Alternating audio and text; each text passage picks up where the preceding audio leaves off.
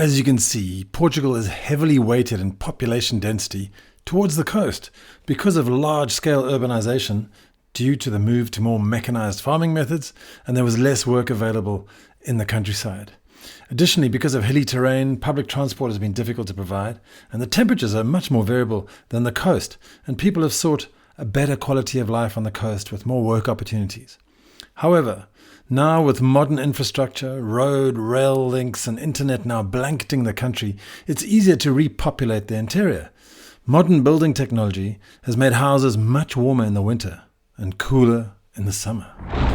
This is the story of a remarkable man who was working in the property business in the Algarve, and he was sitting out one day after he'd closed a really big deal in 2019, and his friends actually urged him to go and take a break because he'd been working too hard. So he jumped in his car and he headed up to the Sertã de Sela, which is a place that he always wanted to go, and he just drove around and around the actual mountain for about a week, staying in all these beautiful little villages and stuff. And he thought, let's do it again. So he drove around again, spent another week there, but this time he was talking to local real estate agents, lawyers, municipal officials, and he decided that this was an amazing place to bring his skills to bear. So slowly over the last few years, he's grown this incredible company. He's got like a fund, and people invest in, and he renovates old houses because there are so many abandoned villages up here, but it's so beautiful. And now with modern amenities, great transport links, these places are great to live in. In the old times, they were a little bit more difficult.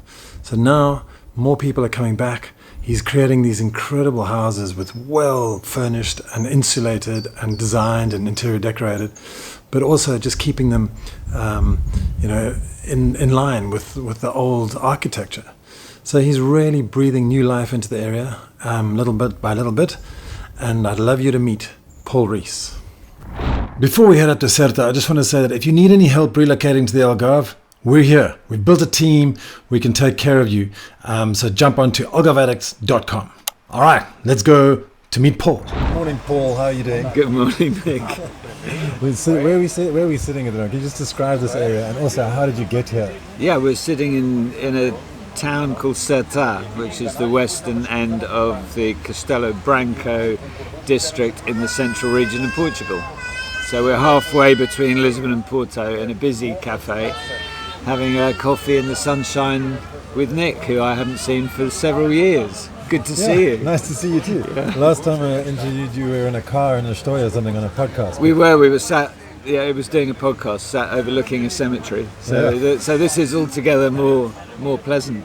You might ask the question, what am I doing living in the central region of the country? Well, I can tell you, dear viewer, I moved from the Algarve in 2019, and I researched the property market here and realised that there's a huge supply of old buildings, a lot of them are empty. There's very few people able and willing to renovate them to modern standard. And thirdly, there's a growing demand for well-insulated, eco-friendly, if you like, well-insulated houses in beautiful countryside areas, because people can't afford to live in Lisbon and the Algarve anymore. So that's kind of it. Well, thank you very much for the introduction. That's perfect. And we're looking forward to going to have a look at some of your properties around here now. So maybe we should get on the road. Let's do that. But before we do that, let's talk a little bit about Sertã. So it's about 2 hours, just over 2 hours away from Lisbon, 190 kilometers or whatever. And it has a population of 16,000 people. That is the municipality. The actual town itself has only got 6,000 people. And the population density in the whole municipality is 31 people per square kilometer, whereas the average in the whole of Portugal is 112 people per square kilometer. So as you can see, it's pretty sparsely populated around here. It really is. But it's a beautiful spot. It's a lovely little town, leafy, lush and green, and there's rivers running through it. It's a lovely little place. It really is not a bad place to live.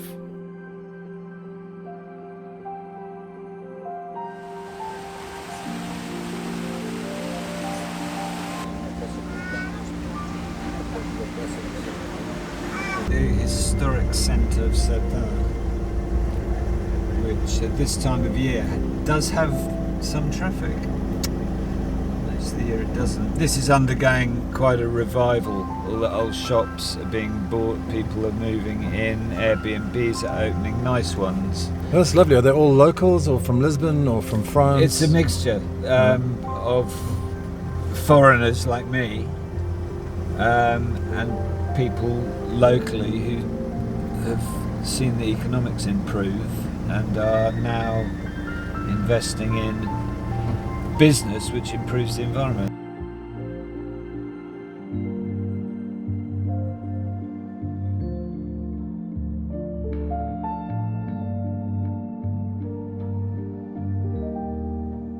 So we just arrived at this village that I don't even know the name. What's the name called, Paul? Val de Porco, Val de Porco. Valley of the Pigs. Ah, Val de Porco. But on the plus side, it's 3 kilometres to Sertã, where we just were. So it's a relatively well-to-do village, or has been. And the 2 houses behind me were empty and had been for several years, owned by a local family. A local couple who'd brought up the whole family here and moved to another family property that was smaller, and these came up for sale probably for the first time in 150 years, I would think. Wow. So, as You're gutting them completely and starting from yeah, scratch? we're like removing the inside and then creating 2 beautiful new 150,000, 160,000 euro properties. What, 2 bedrooms each? 3, 3 bedrooms each? yeah, with some garden at the back.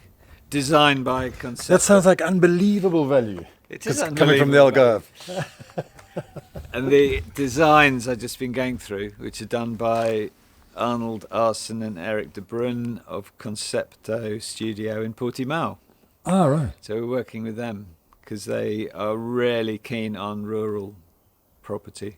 Excellent. And they've been up here several times and they just they can't get enough. The grand reveal, I'll show you the sort of destruction that we do, because a lot of the inside of these houses is wood. It's wooden floors, wooden beams, and it needs to go before we put in replacement. So this was all wood, yeah, before. Yeah, there's a wall here, but the floors are all wood and they all have to go. The walls are stone, 80 centimetre thick, original stone, which is worth keeping. People love that and there's no reason to remove it.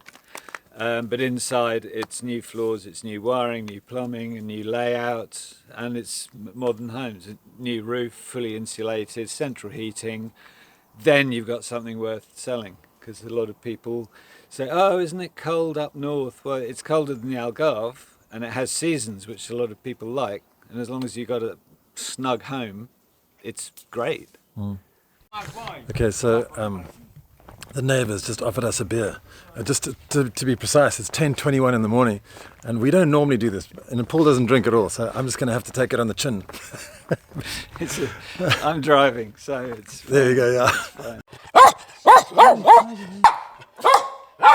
Obrigado.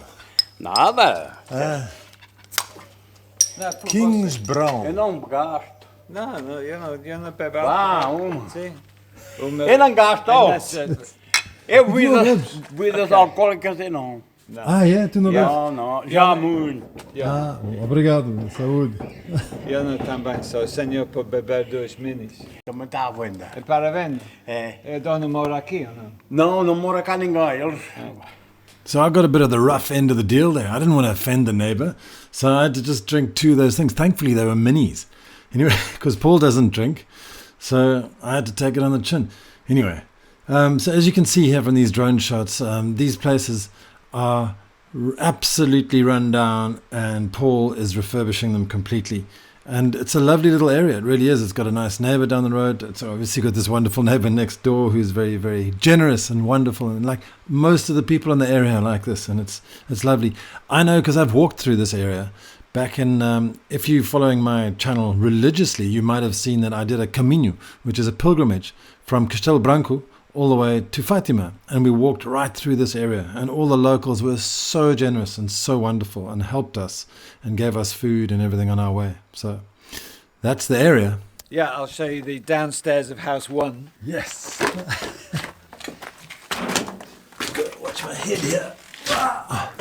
Not made for tall people. No, there's a lot of digging out to do here, and walls have been removed, but it's all part of a all part of the master plan. Okay. All right. So a lot of the early work is always destruction. It's taking away stuff to create space. This is terrace space with pleasant country view, dropping down into garden and another bedroom and a terrace on top. So it's all Bedroom and terrace on top. yeah. And then inside is another terrace and the kitchen above, and it's all carefully planned. A lot of time goes on the planning, and then I hand those plans to our construction team, and the termites then arrive. The termites. The termites, the terminators. The total destruction people. Yeah, they've taken away the inside of this house in 3 days. Wow. There's 12 guys that just descend, and they love it, and they just. And they're Portuguese, they're from Cabo Verde, they're from Mozambique, they're Lisboetas, they're from all over, and they're just a team that love destroying stuff, which I kind of like that. And this place here, what do you think this will be the end result? There are 2 properties joined together. They're going to be divided, if you like, into 2 3-bedroom houses. Mm-hmm. Both now have a garden area. Before they didn't. It was just random land. So the legal side of it, we spent a lot of time correcting old mistakes and carving out decent-sized gardens. And So this is taking advantage of the view. This is terrace area. Oh, it's terrace Be a area. nice So you can terrace sit in area. here, have your morning coffee and watch the goats. Yeah, and another terrace area on the top here.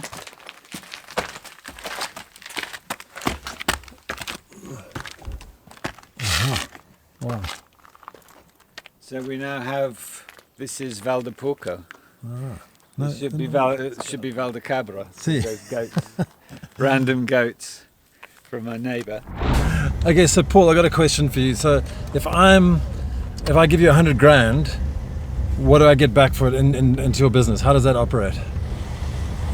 100 grand used to be enough to buy a cottage, do it up, and then we sell it. Prices have gone up in the 5 years since I've been operating. Mm-hmm. So currently, the way it's working is I will find a project such as a building in the historic area of Sertã, where we've just been. I will then do a proposal and I will send that to a variety of investors. So say I need 200,000, 250,000 to buy and renovate a property. I then will say to a group of investors, it's 250,000, put in however much you want. Okay. So some will put in 20,000, some will put in 100,000. It depends on their finances at that time and the projected return. And obviously the returns are different for each project, right?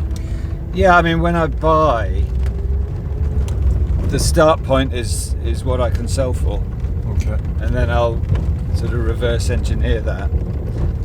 If I see a building like this one, I'll know what the resale is for 2 individual buildings once the land has been sorted out at the back, which it now is.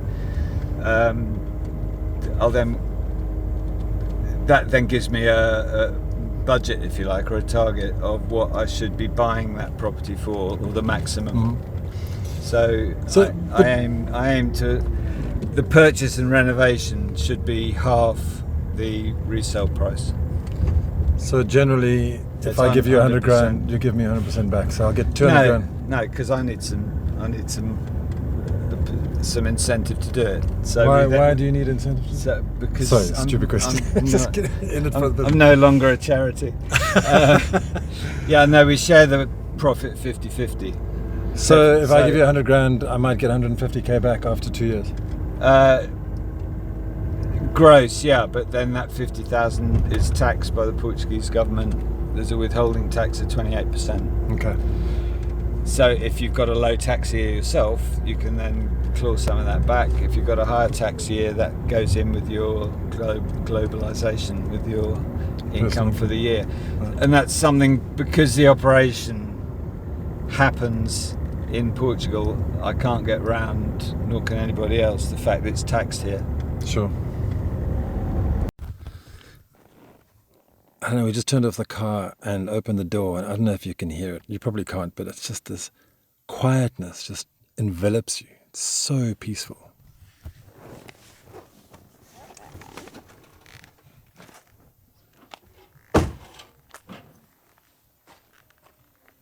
All right. Now, house number 2.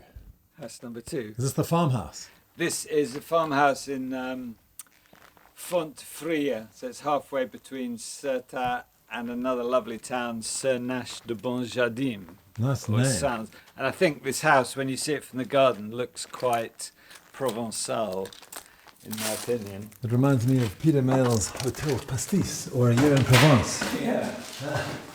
So the downstairs was a shop and a post office and a telephone. Had a telephone. There's still an old click counter on the wall. A classic. So this was the village telephone.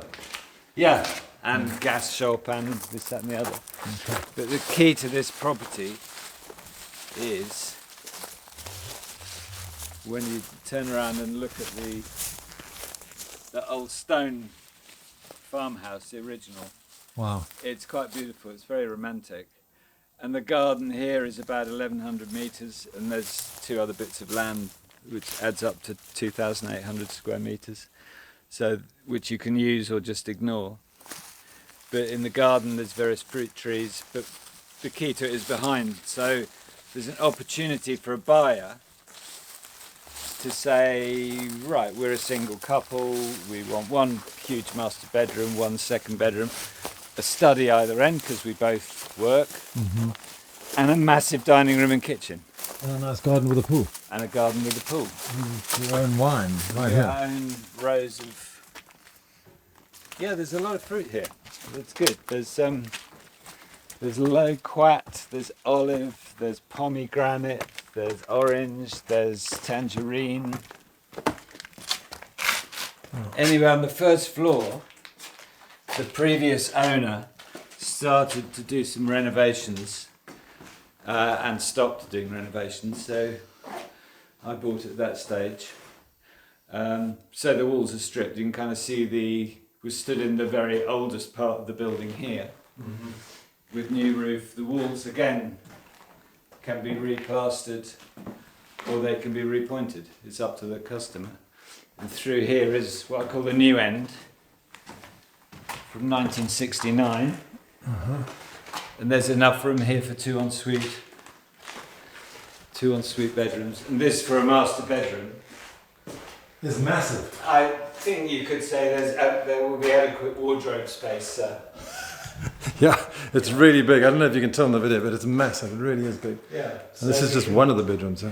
But again, somebody may want this as their study if they work from home, if they've got a business, and they can have the other end. An estimated selling price of this? Estimated selling price of this is more or less, what do you reckon? It's in the mid 300s by the time anybody's finished. I mean, I've just put this on advertising it at 325. If someone wants a pool, that's extra. If somebody wants a big pergola, there's additions, but we set everything. We set a budget before we even start, so someone knows exactly what they're going to get, and it will be 348, 950. That's it. And you've already got investors for this? This is fully, yeah, I've got the money to, well, clearly we bought it already, Right. and I've got the renovation money waiting. I just don't want to spend it until someone knows what they want. So obviously you don't buy anything without investors already pre-approved and Yeah, all sort of. Okay, exactly that.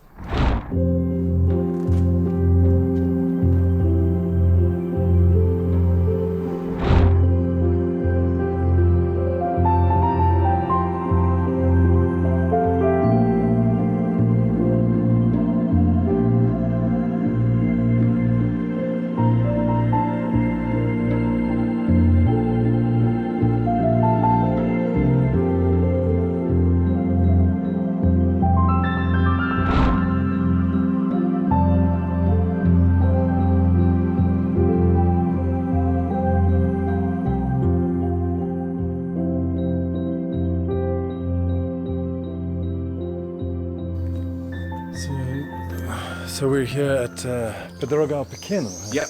Yeah, because there's Pedrógão São Pedro where I'm staying, and there's Pedrógão Grande, and this is Pedrógão Pequeno. Pedrógão means white stone. Ah. So there's a few of them dotted around. Yeah. Okay. But this is Pedrógão Pequeno was given its foral, its official status in 1540, I think. So it was a settlement before that, and it was a Roman settlement before that. And that right there is the public flogging spot, eh? This pillar right here. That pillar is a font, is a fountain. The pillar over there is the Pelourinho, which indeed was for public floggings. It was in another location, and it predates the foral, the official status of the town. It's from 1350. Wow. It was destroyed for some riotous reason, rebuilt somewhere in pieces. Then that was then moved later to the square here. In 1930, yeah. Saturday afternoon fun. So this square, this half of it was knocked down in the early 1900s. So these buildings are all 1905, 1910, 1915. This side of it, where our lovely house is the old part that was never knocked down because it was in a better shape, basically. Okay. So this is pre-1910. Yeah, this is probably 1840s. Okay. The religious tiling here, above it says 1865, but that's when this was put in. So the house was here well before that. Okay. Yeah. So this is Casa Adelina, named after the local nurse. Oh. Adelina, who everybody knew because she was there at the birth of most of the people for 40 years. So she died in 2002 and it was empty ever since. Oh. But in okay state inside, but lots of small rooms and wooden partitions, so all of that was taken out. Leisure space. Downstairs can be the eating.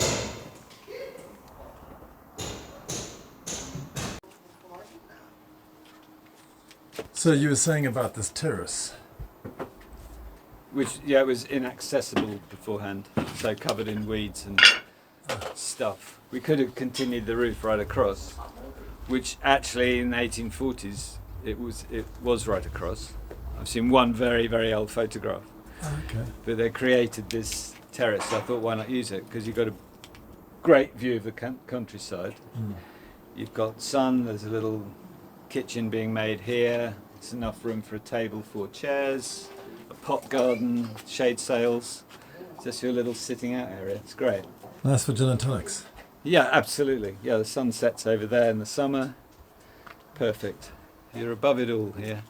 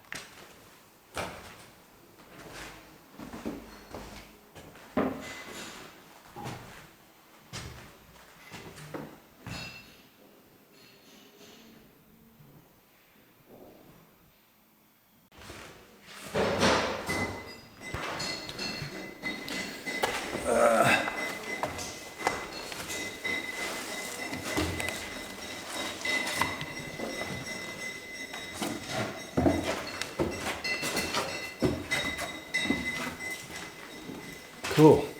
As you can see, there's some pretty spectacular designs here. Really is gorgeous, and it's so nice to see the raw house and then look at what's imagined. I mean, there's some beautiful, this is, that's the downstairs where there's a dining room and a kitchen on the left and another bedroom on the right, and then upstairs where we just walked through was the bedroom and ensuite bathroom, living room, and then a second or bedroom and ensuite bathroom. But I just love these designs. They're brilliant. 3D is incredible how it can actually just render.